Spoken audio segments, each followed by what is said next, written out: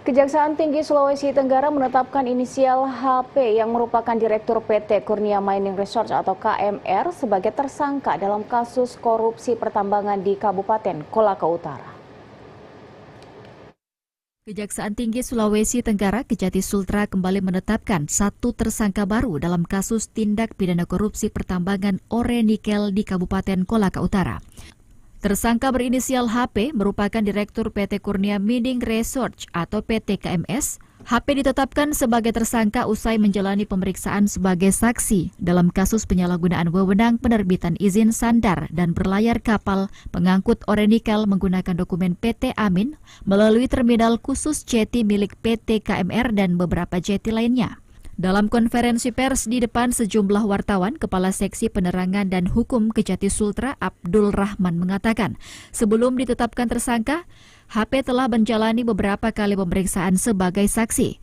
Sebagai Direktur PT KMR, HP diketahui berperan aktif dalam membuat dan menandatangani perjanjian kerjasama penggunaan terminal umum PT KMR untuk mengangkut ore nikel yang berasal dari wilayah IUP PT PCM dengan menggunakan dokumen yang seolah-olah berasal dari wilayah IUP PT AM. Tersangka HP juga disinyalir memfasilitasi para penambang untuk menggunakan dokumen PT Amin dan karenanya tersangka memperoleh keuntungan dari perbuatannya tersebut.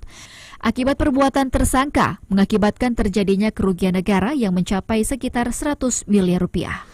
Tersangka HP juga disinyalir memfasilitasi para penambang untuk menggunakan dokumen PT Amin dan karenanya tersangka memperoleh keuntungan dari perbuatan tersebut.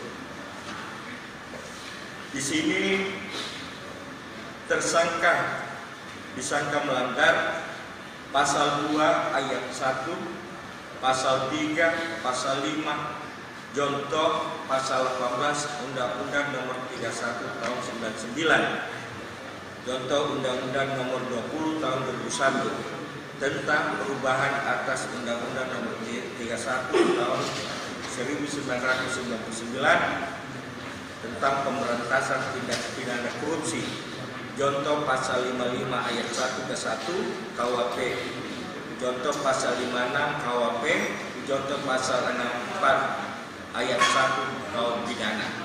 Selain HP, Kejaksaan Tinggi Sultra sudah menetapkan 6 tersangka lainnya dalam kasus ini.